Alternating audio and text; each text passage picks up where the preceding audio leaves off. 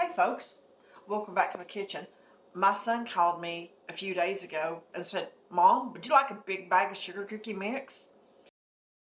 The truck driver at work couldn't deliver it, so he left several of them here actually. I said, sure, why not? And guys, this is what he brought. That is 25 pounds of sugar cookie mix. Actually, there's the directions on it for larger sizes, and I have it broken down to a more manageable size. But do you ever wonder what 25 pounds of sugar cookie mix looks like?